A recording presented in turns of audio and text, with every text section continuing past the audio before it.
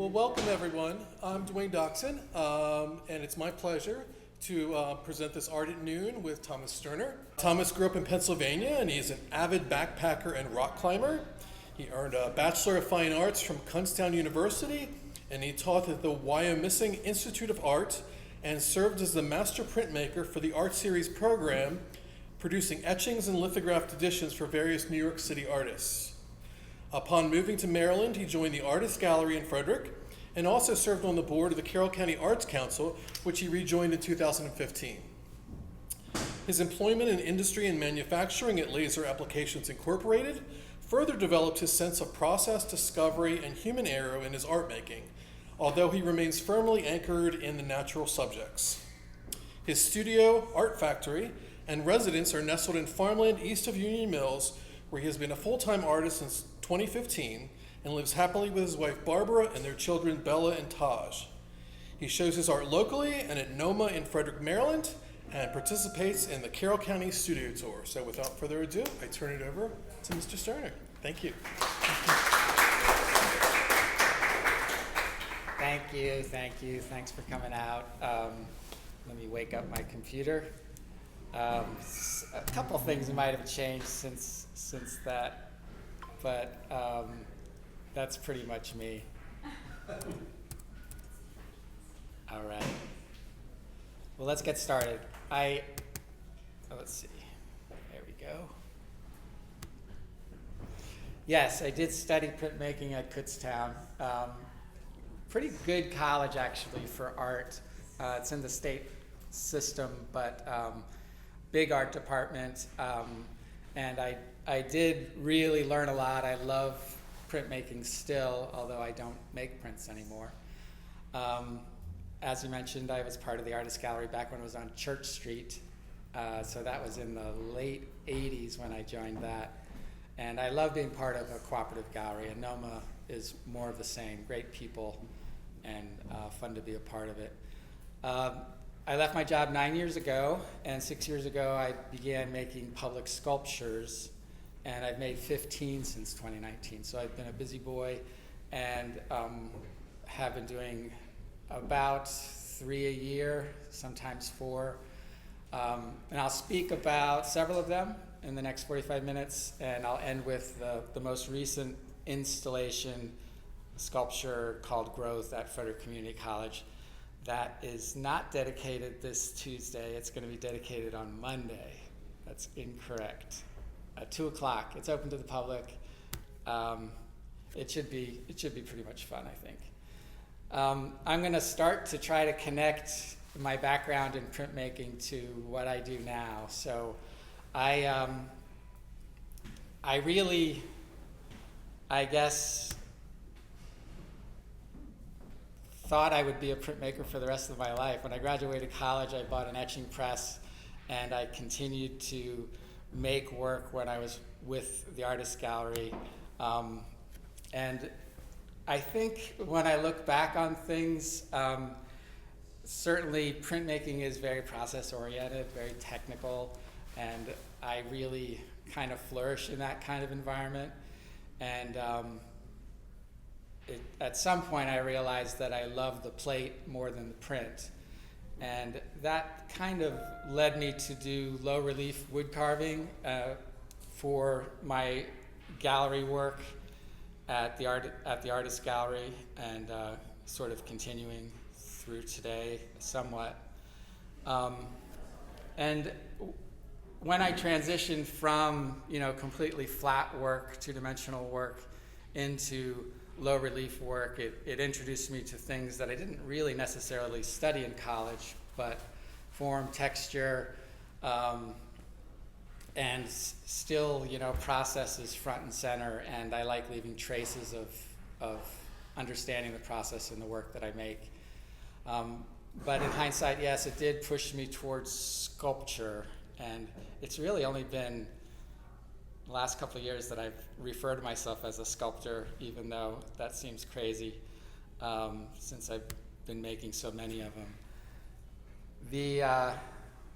I'm just going to rattle through a bunch of the low relief wall work that should try to tell a story of going towards sculpture. Constructed pieces, lots of carved pieces, still incorporating two-dimensional images within three-dimensional work. This one was just at NOMA and sold.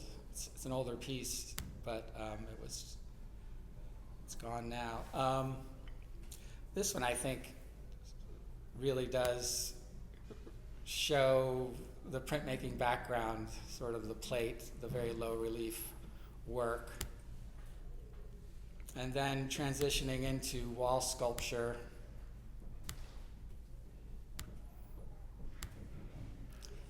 And to sculpture. So another interesting thing for me, and the artists in the audience probably, the transition from gallery art to public art was a big deal for me. And it began through a greater focus and risk-taking. The biggest risk, obviously, is quitting my job and devoting all my time, most of my time, to making art, and then to pursue opportunities. And winning the first opportunity, and then getting a taste of it and keeping going after it.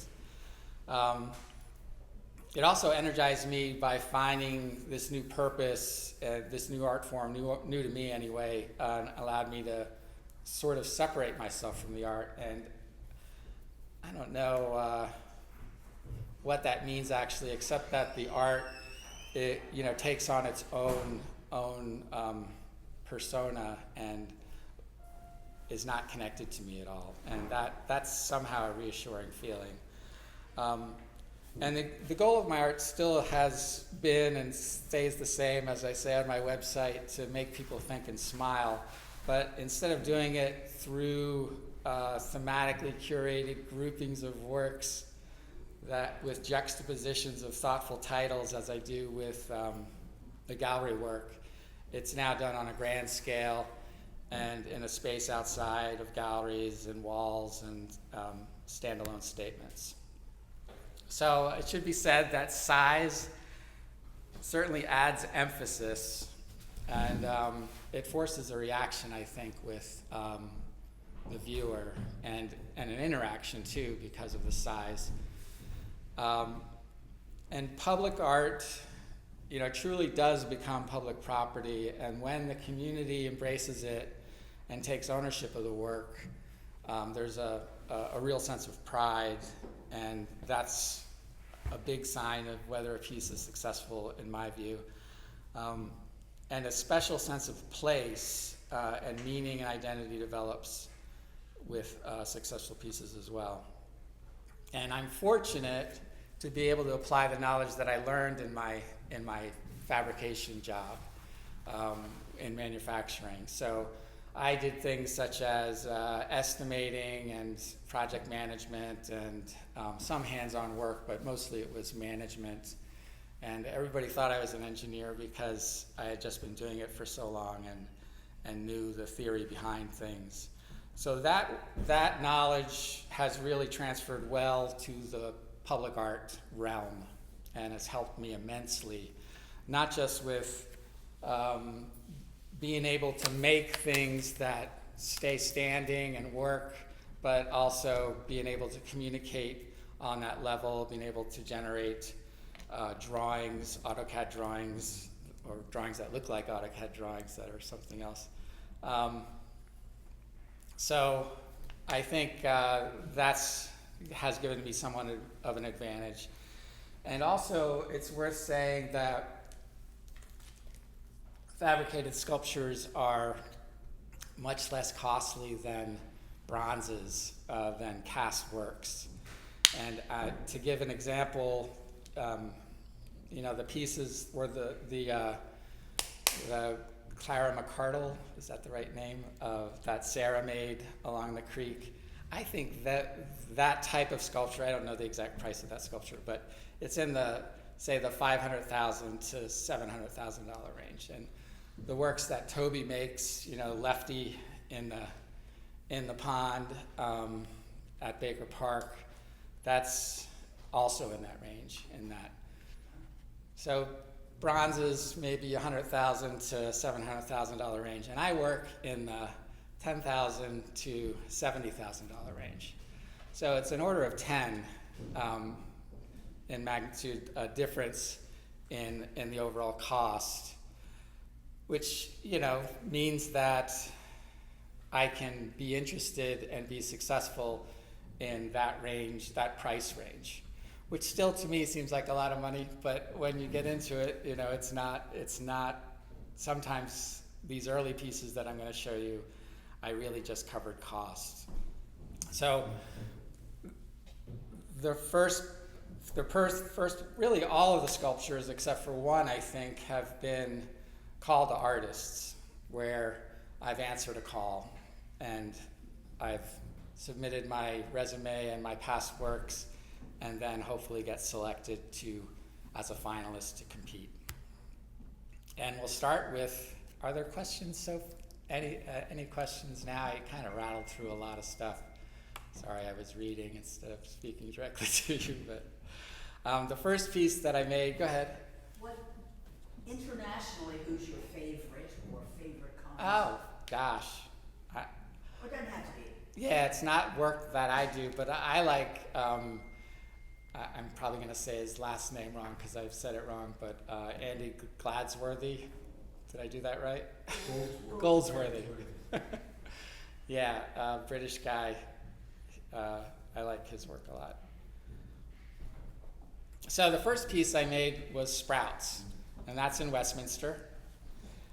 And it was a call to artists, and it was administered through the Cowell County Arts Council, but the money came through the Maryland State Arts Council. This is the sketch that I made. Started from a site photo and drew in the sprouts that I proposed. And then when I was selected as a finalist, I made a model. And models are great, both to obviously show the piece in 3 dimensions so that it can be understood better. It's also fun to play with light and to understand spatial things. And this piece was a lot about the shadow and the interaction of the 2 sprouts. Here's my cheapo Bobcat program so that I can draw things that look professional, lay it out, put in the footers, those sorts of things. So for this piece, I had to buy a welder. So I wasn't a welder at that point, although I really had a good, firm understanding of the theory behind welding. I hadn't done any myself. So I bought the welder, a MIG welder, and practiced, and then made this piece. I've gotten very good since then, and I even teach MIG a little bit. Here's the piece being installed. The city of Westminster was involved. They poured the concrete and they helped with getting it up, erecting it. And that building behind used to be an M&T Bank building, and now it is the city administrative offices. Here it is with the plaque. So while I was working on that piece, I applied for a piece that was another call to artists in Havre de Grace. And I was selected, to my surprise. So this is the sketch for it. I used Photoshop to lay out what I thought it might look like, although in the end I used various sized fishes. But the idea was expressed here. And it's a simple idea like finding Nemo, where the little fish come together to make a big fish. There's also a children's storybook that has the same idea that predates the movie. But I really like that strength in numbers and common purpose, and I think it translates well into the idea of the sculpture. I had to outsource a few things, some of the structural pieces within the fish and the pole that holds up the fish, so I had to make a drawing. And then here I nested a whole bunch of fishes. So I had to be very precise in how I thought it was going to go together and maybe have more fishes than I needed so I wouldn't have to go back. So I outsourced this to a company in Hanover, Pennsylvania, to be laser cut. This is stainless steel, 1/8" thick stainless steel. 316 because I thought the water in Havre de Grace was brackish, but it's really pretty much fresh water. The fishes are rockfish, which is common to that area. This is one of the laser cut pieces, about the middle size. I did a lot of structural work to make sure that it would stay up. So it's really over welded, over designed perhaps mechanically. And I start to put it together.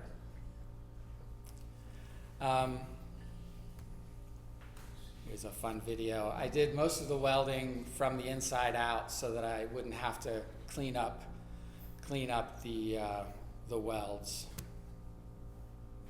That's so much fun. Why don't you do it again? Of course, at the end, I had to weld from the outside and do a little bit of a cleanup, but it worked pretty well. I had built this structure so that I could make this piece actually. So, you know, as I'm pursuing this career in public art, I first invest into a welder, and then I build this structure sort of within the money that is paying for this sculpture. This was only a $15,000 sculpture. I also had to dig the hole and pour the concrete for this one. I used the eye as a lifting spot. There's a pipe that goes all the way through, and now birds nest in there. And I got this junker trailer that I could back up under it, fit underneath the enclosure, and set it down and block it and drive it off. Rented an excavator. This is the site in Havre de Grace. It's a beautiful spot. The lighthouse is just over there, and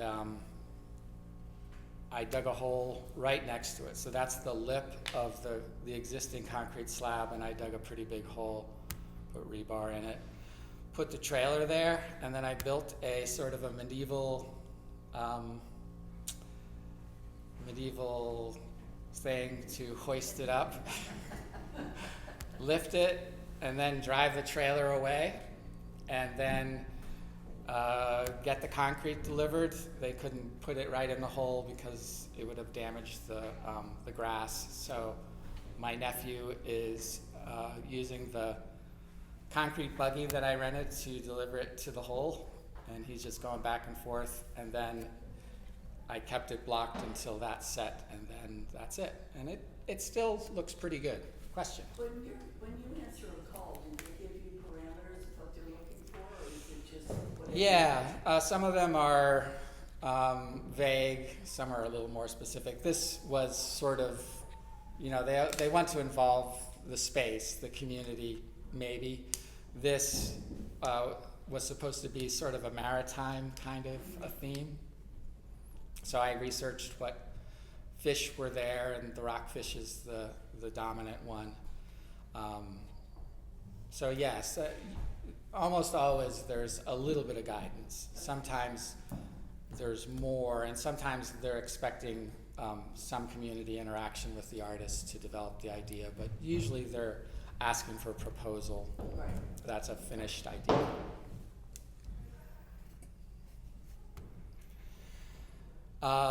Tree of Life is a kinetic piece that was here in Frederick, and it's not in the creek anymore, but it's a pretty cool piece. It was very complicated to make. It was the first kinetic grouping of pieces that went into the Carroll Creek, and my idea was to populate it with these 87 animals. Where is it now? It is in a box. It's all cut up. Sounds so horrible, doesn't it? It does. It took a beating. It was in the creek for 3 years, and I don't know, weather, and at one point the creek had frozen and people were ice skating on the creek. So some of the animals had been dislodged from it, or had to be collected out of the water. But there was rust because it was made of steel, and it needed to be refurbished. And I was willing to refurbish it, but nobody seemed interested in paying me to do it. They wanted me to do it for free, and it was a big job. So in the end, Morgan Stanley, the Hendrickson group of Morgan Stanley decided that it was okay to retire it, so it was retired. A lot of thought went into this one. Each level of branches spun separately so the animals couldn't bang into each other. I used a planishing hammer to make concave convex on these so they would grab the wind, and then primed them all with this epoxy primer that was supposed to last forever, which did not last forever. Live and learn. I got an airbrush for this project and used it to do the modeling, and then used paint pens to do the detail work. And the sloth was the only animal that didn't rotate. The sloth just hung on to the tree trunk and enjoyed himself. And of course the bee was on top. There's the install. So the Rotary Club runs it, so they get a crane and they pick it up. Generally 3 sculptures go in on the same day, and now 3 sculptures are coming out. So it's a rotation of 3 in, 3 out. Sometimes it's 2, I guess. But That was not where it was positioned though, was it? this is the original position, right? I don't Yes. recall it being there, if that's. Yeah, this is when they were all right close to Market Street. Oh, Yeah, it was really nice there because there's a lot of people that hang Yeah. out on that end. But the folks who are, is it Color in the Creek? yeah, They didn't really so much like the sculptures there.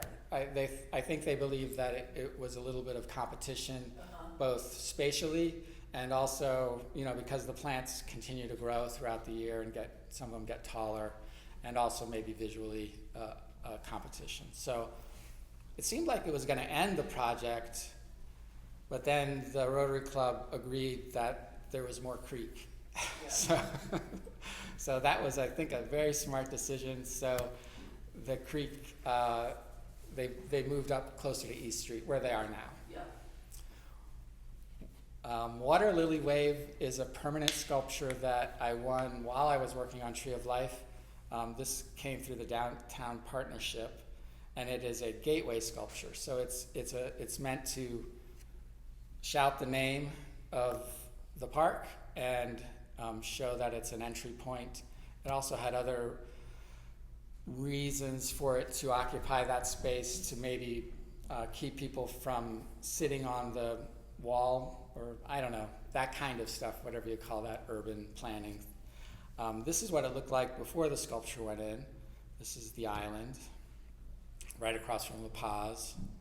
I made a paper model that I showed off at the committee selection that spoke to the finalists. I did the drawing, quite big, really long piece. There's the rendering of what I thought it was going to look like if they gave me the commission, which they did. There's me holding the biggest flower, and there's the finished piece. And it has lights, and they are programmable so that they modulate to create a sort of a reflection on the water. It doesn't quite work the way it used to, but there are still lights that come on and give it a glow. I lifted this off the internet. Someone took a black and white. People still sitting on the edge. Water Lily Swirl, they liked that one so much that they asked me to make another one across the street, which was supposed to be smaller, and it ended up not being very much smaller, but I used smaller tubing that I could roll for myself and not have to rely on anyone else, which I thought made it easier.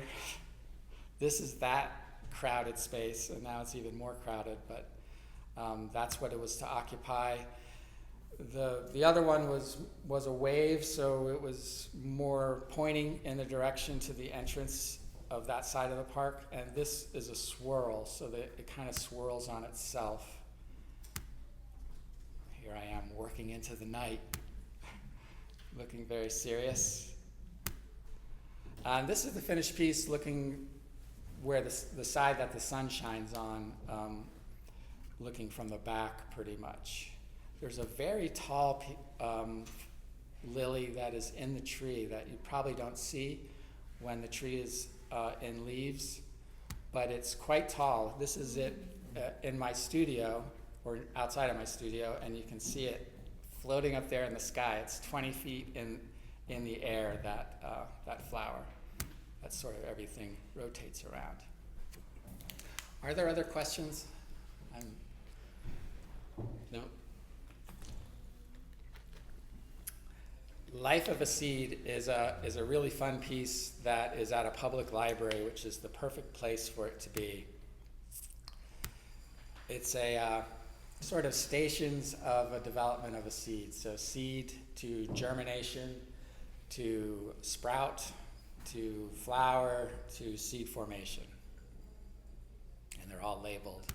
And you know, the great thing about being in a space like that is there's a lot of children going in and out of the library, and there's nothing better than having that interaction, especially with young people.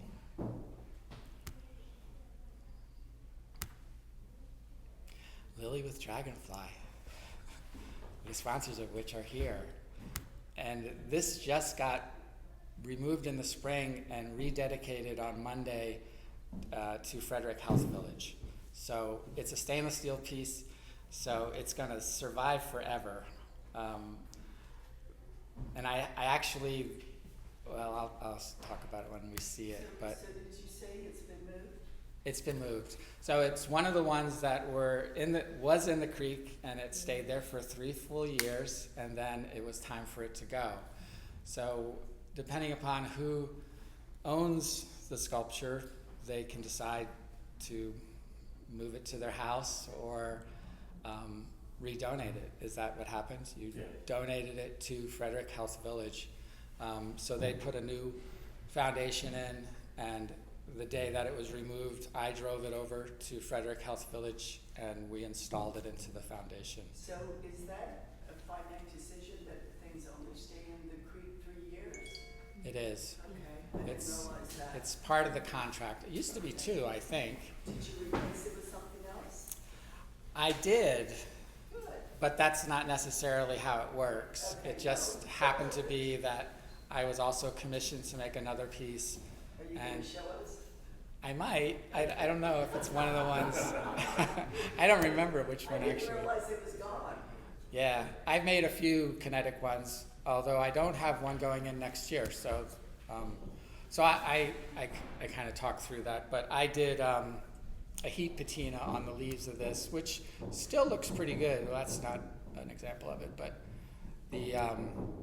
there's the temperature guide. So I do a flame patina. There's the color of it, to oxide the outside layer of the stainless steel. Yes, sir. Is Frederick Health Village the old State Farm Yes. place on Monocacy? Yeah. Is it on Monocacy? Yeah, okay. Yeah. I've seen sculptures on the property. I think there's going by. 4 there now. Cute, yeah. I think there's 4, 2 from last year and 2 from this year. Is that the resting place of the creek sculptures?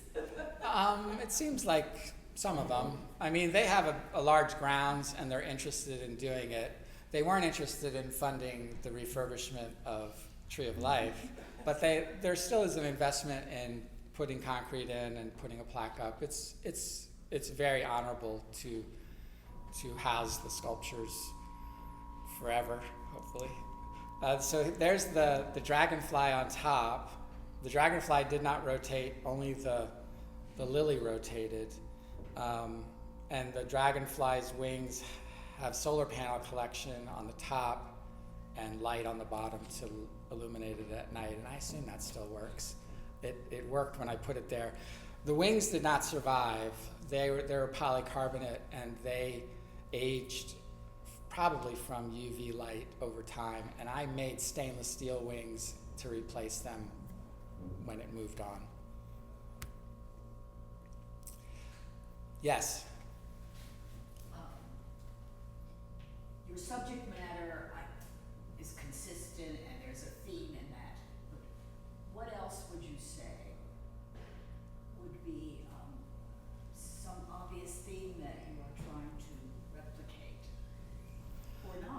Or not. Yeah, I mean, I am, it looks like I'm stuck on nature and animals. I am working on a piece that is figures, and the subject required it. So the next piece I'm working on is addiction prevention, or addiction awareness rather. So a completely different meaning. And maybe I could have figured out a way to incorporate plants to express that, but it just seemed that it was important to do it through figures. So I don't know if I'm answering your question.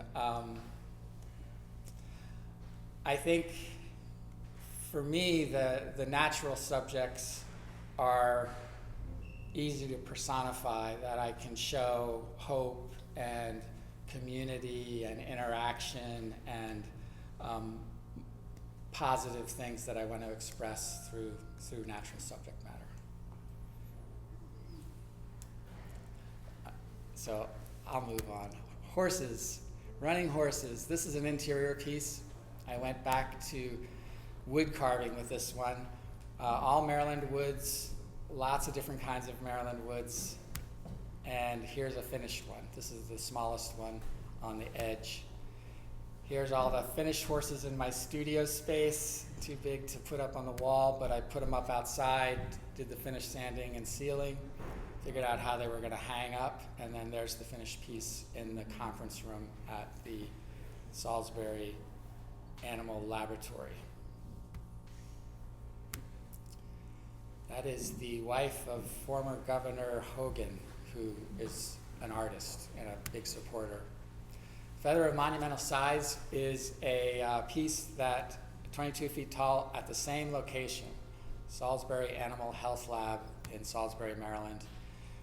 Their primary purpose is to protect the food supply. So there's some 40 million chickens that live on the Eastern Shore that are part of the food chain, food supply rather. Then they do avian flu testing, and not just for chickens, but for lots of animals, and determine cause of death and protect the spread of disease in the domesticated animals and production animals. There's the model for it, which was actually laser cut paper. The island that it resides in. The footer had required engineering review because it was sandy soil. There I am making the feather in that same enclosure outside, because stainless steel is very nasty to weld. And I was lucky enough that there's a crane service 5 miles from Salisbury, and they made very short work of picking that up off my trailer and setting it in place. And everybody wanted their name on that plaque.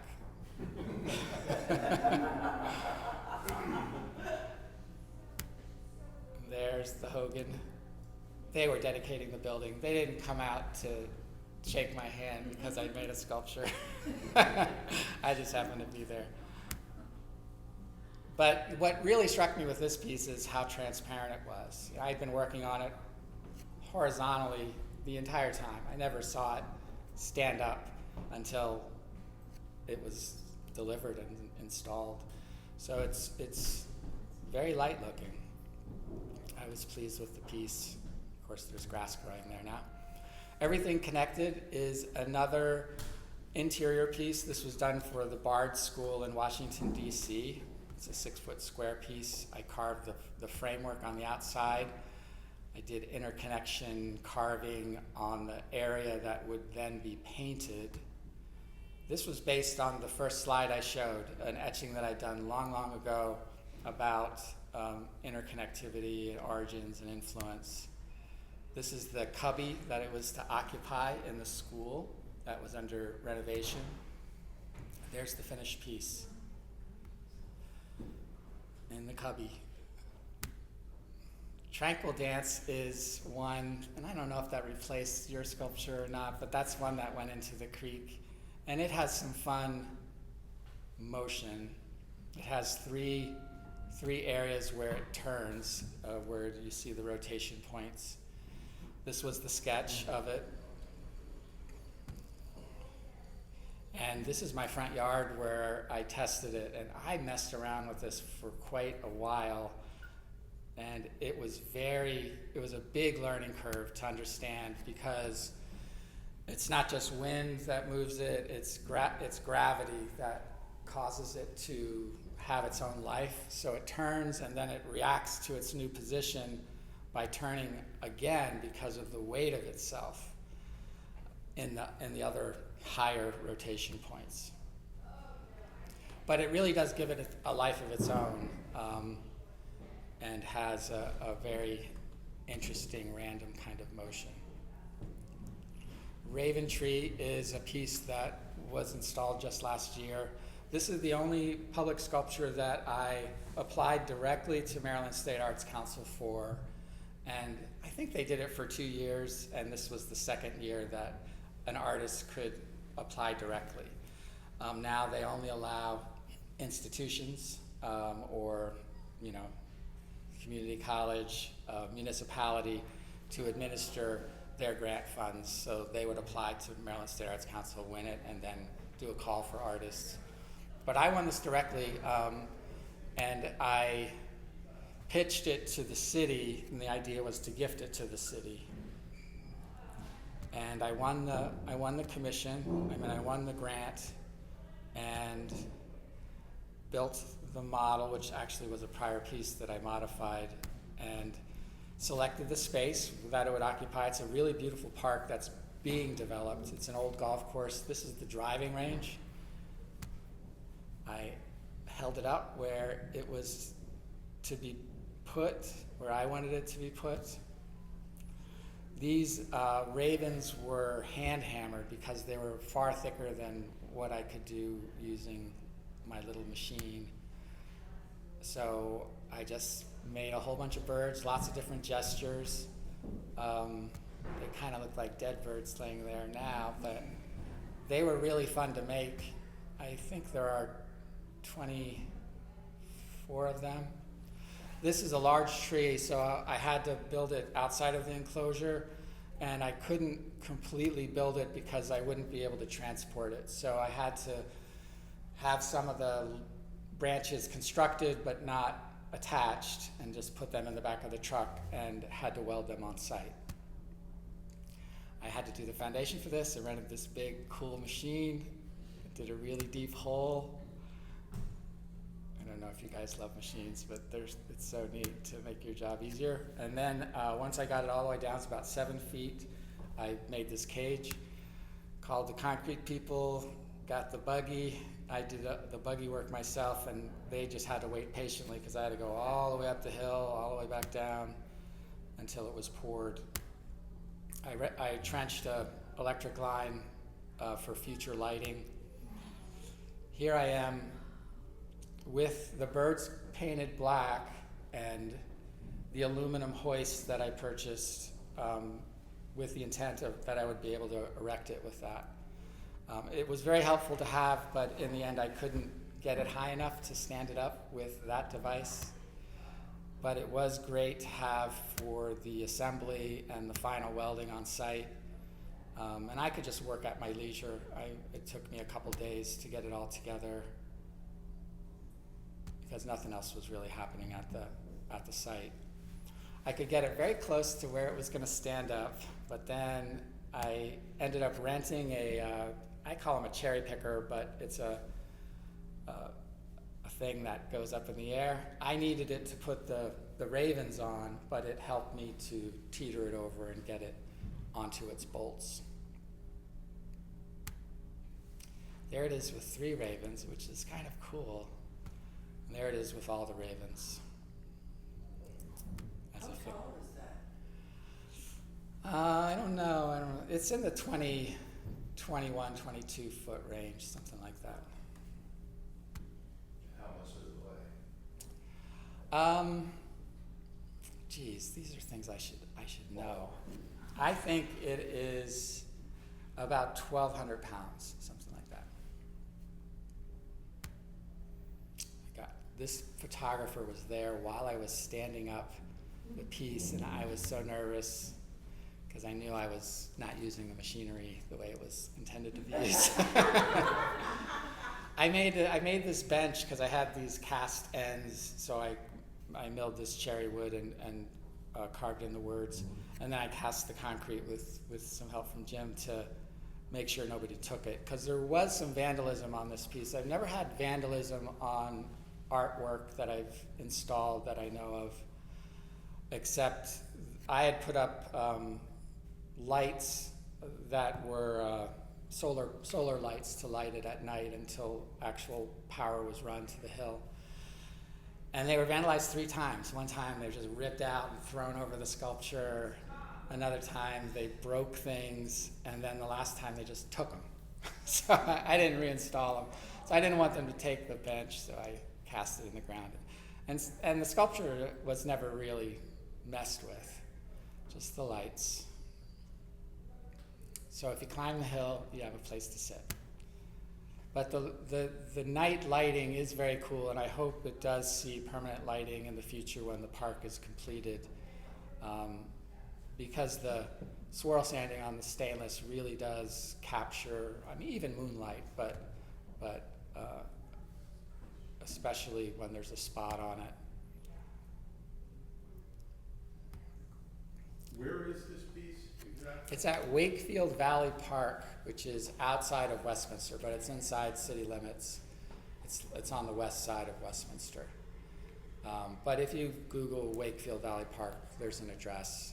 It's very cool, and they like it. They used it in the cover of the official visitor's guide for Cal County, Maryland, and it's also appeared in an advertisement in a magazine.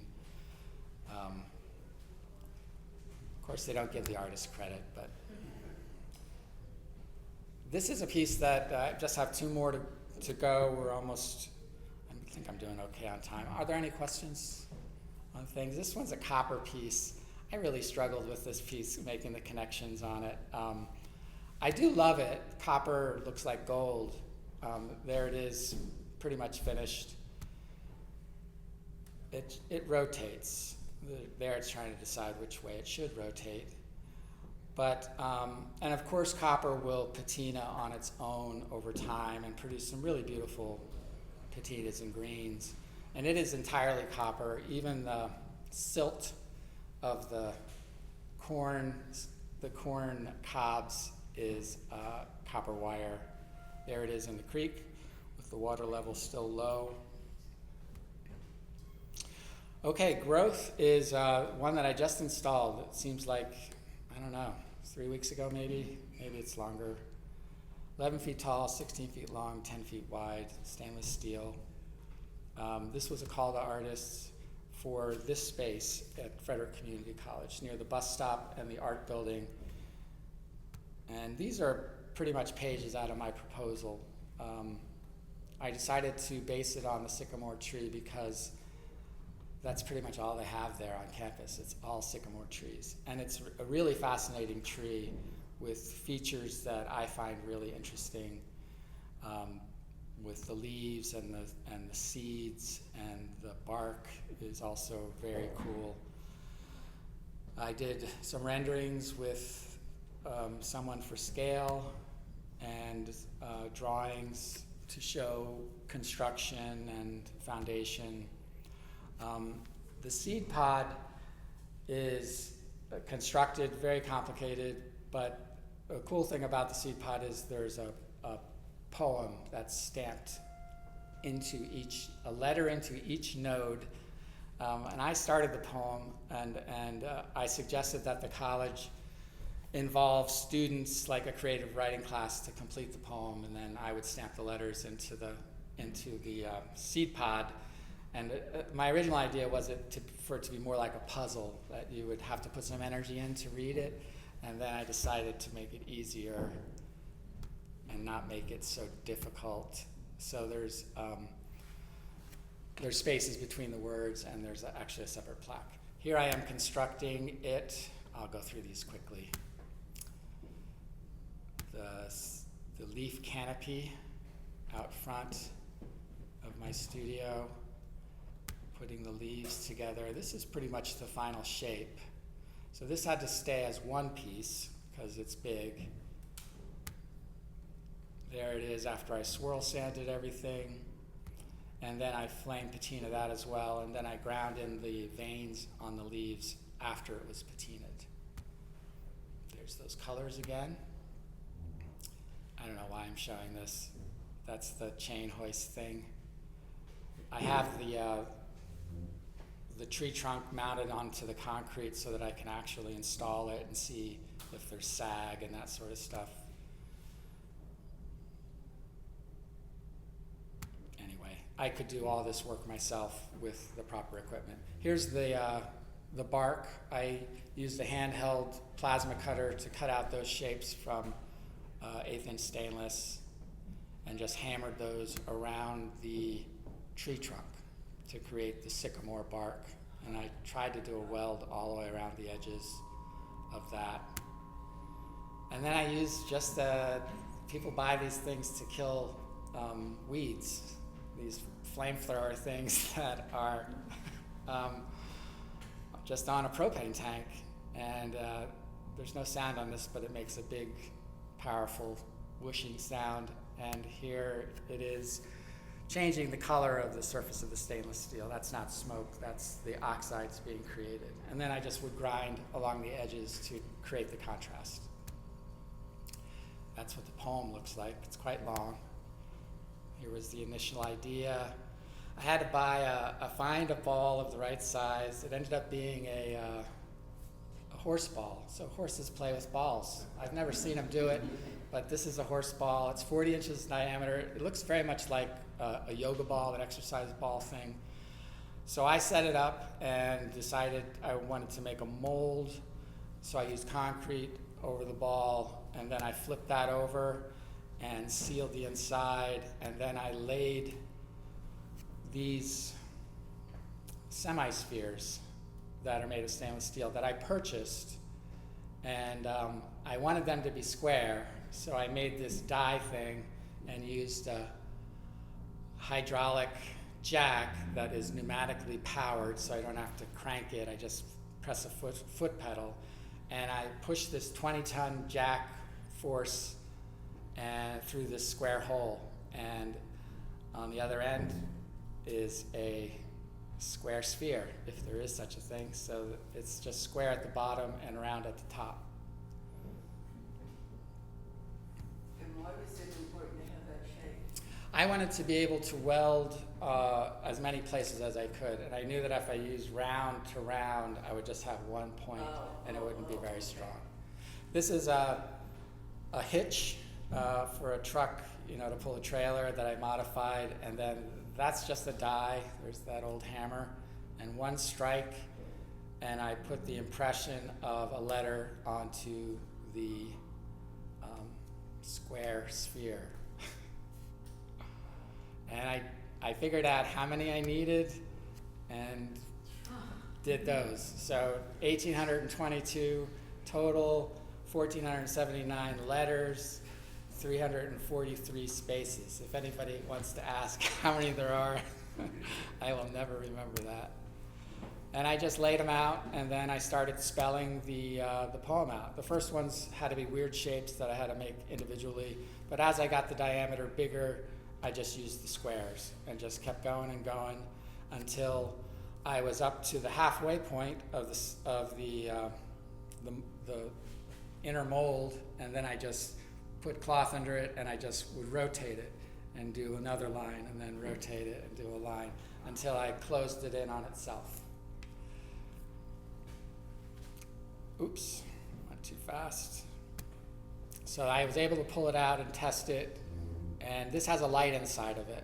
So I checked to see how cool it looked with the light inside of it. It doesn't quite look like that in real life, but it still looks cool. So that's another reason I wanted them to be square, so there'd be less light that escaped. And that's actually more light than I thought it would be, but it's okay. Here I am just spelling out the poem and laying them in. I made an access hole so that the light could be serviced if it ever needed to be, and I had a door for that. And then I drove it there and unloaded it. They were kind enough to put the concrete slab in, And also that blacktop walkway, which goes right through the middle of the sculpture. It's very cool. I had a friend come out, and we set up that aluminum hoist and lifted the leaf canopy and just kind of drug off the trunk, set it up, tried to get it high enough, finally did, and then inserted that pipe into the other one, and then I welded it. There's the poem in its plaque form, right next to the seed. There's the other plaque that talks about the sculpture. And there's the finished piece. So on Monday, they'll have a lectern set up, and the president of the college will say something, and then I think the poet will come and read the poem. That will be cool, because I've never heard her read it. Kiki Wilson is her name. She's an alumni of Frederick Community College. There's what the bark looks like. There's the happy artist. That's the end.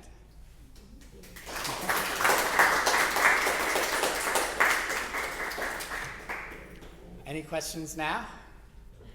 Was it what you expected? I know it's very technical. That's what I'm more comfortable with talking about. But I would just like to say, I think it's great that you take pictures of the whole process. yeah, And do you have a favorite? a favorite piece. Yeah. I don't know. I think probably still it's Big Fish School of Fish. I don't know, that one works on a lot of levels for me, and I put a lot into that one, and it still looks good. Do you have a TBD? Have you been awarded a commission that's coming up? I have 4 sculptures I'm working on that I should be working on today, but it's too nasty weather anyway, so this is perfect to talk. There's a companion pieces that are going into North Beach. That's the prevention addiction awareness sculpture. It's a piece called Big Hug that is a figure of a 8-foot tall woman, flat silhouette, highly polished so that you can see a reflection. And where her heart is a hole that is another figure, a male figure, and there's a pole that connects a larger version of that male figure hovering in front of her, lifting his arms as if to hug her. That's called Big Hug. Sorry about that. And the companion piece is called Hug Chair, and it's another figure that is in the position of sitting. He's also flat and bent, and you'll be able to sit in his lap. So it's a sculpture called Hug Chair that is positioned to look at the other sculpture. And then I won a competition called Salisbury Prize that is another nature-based piece that is due in September. And there's a piece I'm making for Columbia Crossing, which is in Pennsylvania. That's called Welcome Tree. That's a large tree that has 2 trunks that come together. It has, 16 leaves, and they're all different species of leaves, very large, 1 leaf of each. And the tree trunks come together very high so that you can walk through the center of the tree. And this is the first sculpture of that size that I've made that is unfunded. So I just made it, and it's going to be displayed there for 9 months, and then it's available. But there are some opportunities that cities, and Frederick should probably think about doing this, where they do a call where they offer an artist $2,000 to install a sculpture for 1 year. And they do that, they might get 20 sculptures, and that only costs them $40,000, and they have 20 sculptures that they could put in all the pedestals, and it seems like a pretty interesting thing to have a promenade of sculpture, to create a sculpture park that rotates sculptures. Anyway, yes? So you seem to be like a jack of all trades. Was that always true when you were a printmaking artist, or is that something that's developed along the way since you started more with public art? I don't know. I mean, I think printmaking probably you do have to know a lot to be good at all the prints. You know, lithography is very complicated chemically, and so jack of all trades. I guess I like learning how things are made, put together, and